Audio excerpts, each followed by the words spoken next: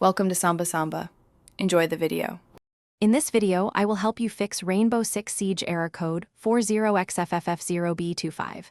First, always begin by restarting your game and your entire gaming system, whether it's a PC or console. This simple step often resolves many temporary software conflicts. Next, ensure your internet connection is robust. A weak signal or slow speed can cause this error.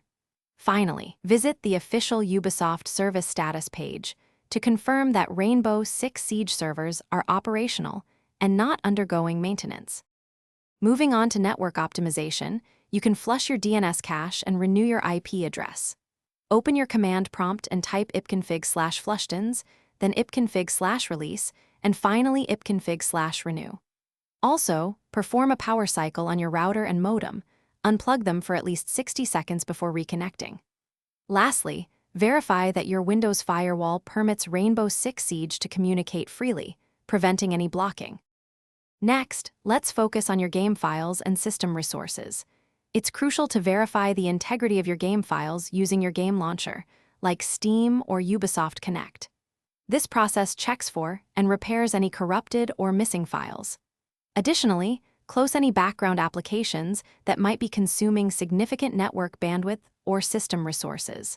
Finally, ensure your network adapter drivers are fully updated. Outdated drivers can often lead to connectivity problems and error codes.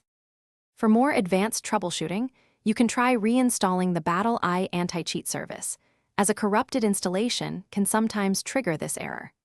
Another step involves navigating to your game's configuration files and changing the use proxy auto discovery value from 0 to 1 in the game settings. In iFile. If all previous steps fail, a complete reinstallation of Rainbow Six Siege might be necessary. This ensures a fresh installation of all game components, often resolving persistent connectivity issues. Thanks for watching. Consider subscribing if we helped you.